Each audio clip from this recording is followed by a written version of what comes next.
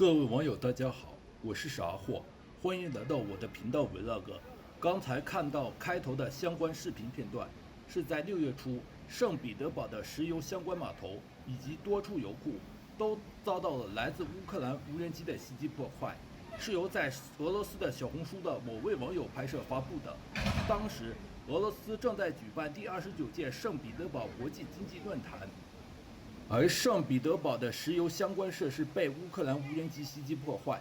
造成的影響非常大。有的網友說，開頭的相關片段與這期 Vlog 相關嗎？但我認為與這期的 Vlog 相關。在去年的12月份，我曾經做過一期關於中俄互免簽證 Vlog，當時我就提到，無論俄羅斯是否免簽，我個人依然不推薦大家前往俄羅斯旅遊。在进入2026年之後，俄烏戰爭持續升級，俄羅斯的多地機場、煉油廠以及能源相關設施不斷遭到襲擊，相關爆炸與環境污染問題越來越頻繁。但對於普通人來說，現在真正需要擔心的是赴俄風險，可能已經不僅僅只是俄烏戰爭本身，而是俄烏戰爭背後帶來的環境與健康風險。且真正危險的程度比導彈、無人機的襲擊、破壞、爆炸要大得多，也同樣比俄羅斯的機場遭襲停擺、斷網等要嚴重得多。所以這期 Vlog， 我想聊聊為什麼直到現在，我依然不建議普通人前往俄羅斯旅遊等，以及繼續留在俄羅斯進行留學經商工作的普通人的相關建議。我的視頻內置了 CC 繁簡中英文字幕，讓網友們自行選擇 CC 字幕並方便了解觀看。有關我的頻道視頻的相關解讀觀點等僅供參考。我的頻道 Vlog 由我的頻道開通的頻道會員以及 YouTube 超級感謝功能獨家贊助支持播出。我的頻道 Vlog 只在 YouTube 上發布，請不要轉載搬運。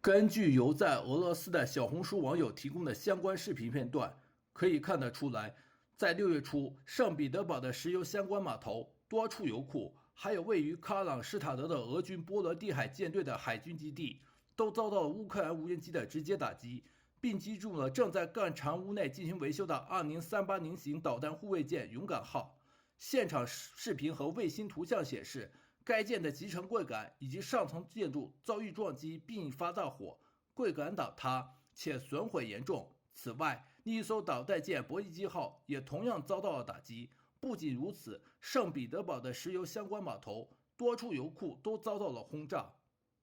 且部分大型儲油罐起火，爆炸後的黑煙直接飄到了城市上空。當時正趕上俄羅斯舉辦第29屆聖彼得堡國際經濟論壇，影響非常大。此外，這次襲擊還導致聖彼得堡第2大商業機場普爾科沃機場運營中斷數小時，受到影響的航班不斷停運，且受到影響的旅客不計其數。這次襲擊讓聖彼得堡周圍的煉油和能源相關設施多次停產並受損，且機場受到影響停運。除了聖彼得堡以外，從去年的2025年底到2026年5月，烏克蘭無人機針對俄羅斯能源設施的襲擊破壞次數明顯增加。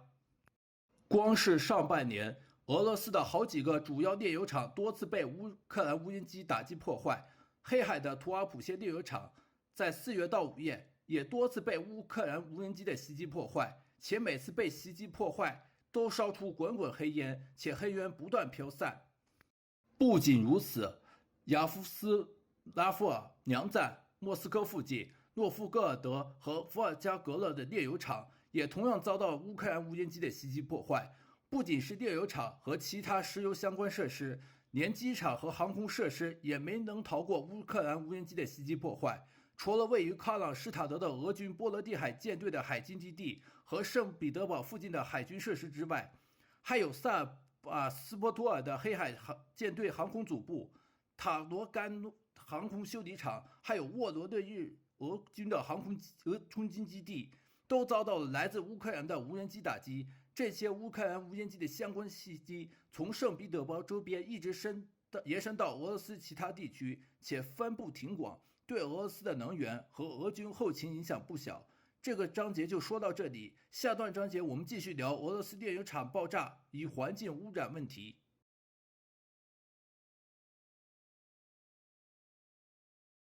在進入到2026年，俄羅斯多地的煉油廠因為頻繁遭到烏克蘭無人機襲擊破壞，相關爆炸和火災事件明顯增多。這些襲擊不僅造成設施損毀，還引發了嚴重的環境污染問題。最典型的例子就是图阿普謝煉油廠，從4月16號開始，短短2週內就遭到了烏克蘭無人機的多次襲擊破壞，每次襲擊都引發大規模火災，黑煙直衝雲霄，火焰持續好幾天才被徹底撲滅。這些火災還釋放出大量有毒煙霧，裡面含有苯、阿甲苯和煙灰等有害物質。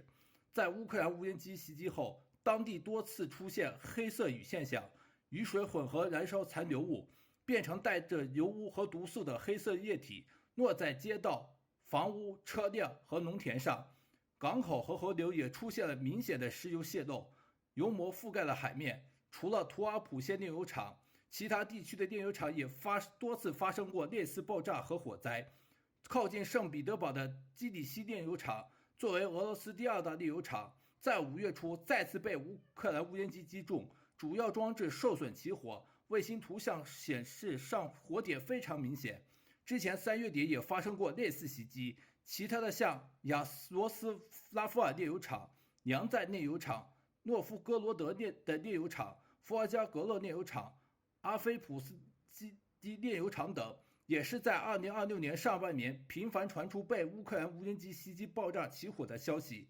每次襲擊後，現場都是劇烈爆炸，伴隨着長時間大火，濃煙在空中形成巨大煙柱。這些火災不僅影響石油設施本身，還帶來了明顯的環境污染。在燃燒過程中釋放的有毒物質擴散到空氣中，部分地區還出現了油污沉降和水體污染。相關衛星圖像顯示，有些地方的煙霧能擴散到很廣的範圍。據相關統計，2026年上半年多次煉油廠被烏克蘭無人機襲擊，導致大量石油相關產品泄漏，部分港口和沿海區域的海水和土壤受到污染。清理工作涉及移除大量被污染的土壤和碎石，但完全恢復需要很長时間。從相關情況上来看，這些煉油廠遭襲爆炸事件的一個共同特點就是火災規模大、持續時間長，撲救往往需要動用大量人力和設備和時間。但煙霧和污染物已經擴散出去，不同地區的風向變化還可能讓污染影響到更廣的區域。在烏克蘭無人機針對俄羅斯的能源設施的相關打擊，已經讓俄羅斯的多個煉油廠的相關生產受到嚴重衝擊，同時也制造出不容忽視的環境污染問題。這個章節就先說到這裡，下段章節我們繼續聊俄羅斯當地居民對健康風險的擔憂。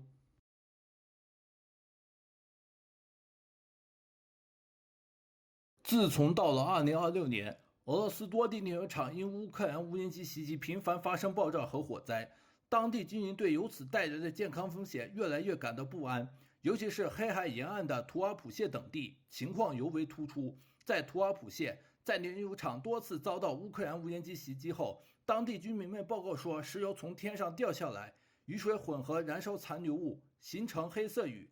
落在街道、汽車、房屋和皮膚上。整個城市彌漫着刺鼻的石油味道，讓人喘不過氣來。一位當地企業家在接受記者採訪時說：“我們無法呼吸，整個城市都散發着石油的味道，且滴在汽車上等。”很多居民在社交媒體表達了同樣的擔憂，擔心長期暴露在這種污染環境中。居民們特別擔心空氣中的苯、阿甲苯等相關有害物質。環境活動家叶夫根尼·維季什科住在图阿普謝，他說自己以前總穿白襯衫，但襲擊後看到衣服上沾滿油滴和煙灰，味道像站在排氣管旁邊。很多人害怕讓孩子出門，擔心呼吸道疾病和未來的腫瘤風險增加。當地居民在社交平台上留言，人們在呼吸油，汽車上覆蓋着黑色棉液，我們害怕讓孩子出去，而他們卻試圖讓我們閉嘴。類似的聲音在多個地區出現。在娘站等地煉油廠火災後，居民報告看到巨大煙柱，部分區域出現油性沉降物，學校和幼兒園臨時關閉，居民們被提醒減少戶外活動。很多人對俄羅斯政府官方沒有健康風險的說法表示懷疑和不滿。在聖彼得堡周邊和基里西等地，類似襲擊後的濃煙也讓當地人感到不安。居民們擔心污染物通過空氣、水、土壤進入身體，短期可能引起眼睛、鼻子、喉嚨刺激和呼吸不適，長期影響更讓人憂鬱。一些居民選擇暫時把家人送到附近城市避難。一位母親說自己把女兒撤離，就是為了不讓她吸入污染空氣。志願者在清理被油污染的海灘，但大家普遍觉得俄羅斯政府官方回应不夠及時，對健康問題的重視程度不足。當地居民們還提到，寵物和野生動物也受到影響，狗貓身上沾滿油污，海鳥和魚類出現問題，這進一步加劇了人們對自身健康的焦慮。整體來說，這些健康擔憂已經不是個例，而是多個受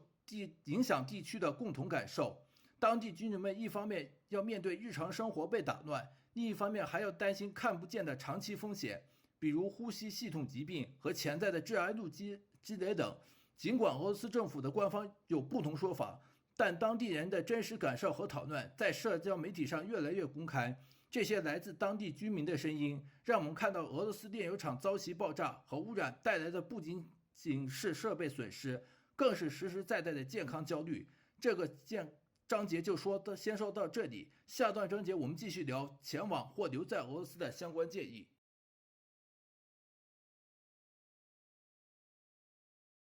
首先，對於計劃短期旅遊和商務洽談的遊客來說，目前俄羅斯和別的國家簽署了不同免簽時間的互免協議，無需提前辦理簽證。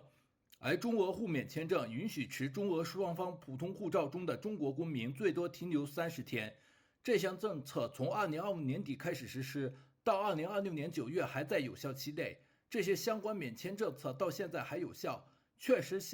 想去俄羅斯的人提供了便利，但便利不等於安全無憂。有很多網友詢問，現在還能去俄羅斯了嗎？我的建議還是非必要不去俄羅斯。在當前俄烏戰爭当前局勢下，俄烏雙方還在打仗，俄羅斯的後方設施頻繁遭襲，航班和交通可能隨時會出現中斷。比如聖彼得堡作為熱門旅遊城市，最近就因為周邊設施遭襲，機場短暫關閉中斷部分航班，城市交通也受到影響。如果你計劃期待的旅遊或商務洽談，相關行程很容易被打亂。另外，因為俄羅斯的石油相關設施不断遭到烏克蘭無人機的襲擊，使得在俄羅斯的很多加油站的汽油開始限量供應漲價，以確保供應的各類汽油還在供應等。有很多車輛排隊加油加不上，且有很多車輛停止開車行駛等。就連克里米亞的食用油也開始同樣進行限量供應等。對於想要去俄羅斯進行旅遊或商務洽談的游客來說，將面臨無法約出租車或網约車，或者俄羅斯当地菜馆的饭菜漲價等。有的網友說，俄羅斯有天然氣，但天然气也和各類汽油一樣，也會同樣限量供應漲價，同樣也會對想要在俄羅斯進行旅遊或商務洽談的遊客造成影響。而對於已經在俄羅斯進行留學、工作或者長期居留的相關人員，建議還是保持高度警惕，制定好相關應急計劃。俄羅斯多地燃油供應出現波動，部分地區實施限售，柴油價格有變化。開車出行或依賴公路交通的朋友要提前加滿油，準備備用方案。民用機場和鐵路也可能因為安全原因臨時調整班次。具體建議有幾點：第一，時時關注俄羅斯官方和當地可靠渠道的信息。下載俄羅斯當地空氣質量 APP、天氣 APP 和俄羅斯应急情況部的 Telegram 頻道等，隨時查看最新相關預警。第二，準備靈活的行程和備用計劃，不要把所有的行程安排都排得太滿，留出相應緩衝時間。如果所在俄羅斯當地城市出現設施遭襲或交通中斷，能隨時及時調整或馬上撤離。第三，不要在俄羅斯強烈指望覆蓋戰爭、恐怖主義和醫療撤離的全面旅行保險。有很多保險公司已經把俄羅斯列入不予保險理賠名單，關鍵時刻幫不上忙。不要指望在保險公司因為你在俄羅斯當地發生的任何意外予以保險理賠。第四，保持低調，避免前往敏感区域，不要靠近軍事設施、能源基地或邊境地區等。即使是大城市，除了上下班和上下學到當地超市或市場買菜等必要出行之外，也尽量减少不必要的户外長时间活动等。畢竟俄烏戰爭還沒有結束，自身安全要緊。第五，對於有家人或朋友在俄羅斯進行長期留學、工作居留等，隨時保持聯繫，商量好緊急聯絡方式和相關撤離路線等。必要時可以考慮提前安排返回中國的航班，並馬上從俄羅斯撤離。總的來說，即使俄羅斯免簽政策到現在還在進行，我個人依然不推薦普通遊客在俄烏戰爭還在進行的情況下，非必要前往俄羅斯旅遊進行商務洽談活動。風險不是一成不變的，但目前俄羅斯後方不穩定因素明顯增多，已經在那裡的朋友們，那要把自身安全放在第一位，隨時做好最壞打算準備，但保持平常心學習、工作、生活。這些建議不是嚇唬大家，而是基於當前俄烏戰爭的實際情況的相關理性提醒。俄烏戰爭的局勢變化很快，大家一定要多關注相關信息來源。俄羅斯的確有很多的美麗的地方和熱情的人民，但在俄烏戰爭還在持續進行的情況下，旅遊、商務、留學、居留等相關決策還是要看個人自身情況。希望大家都能夠平安。這個章節就先說到這裡，下段章節我們繼續聊總結。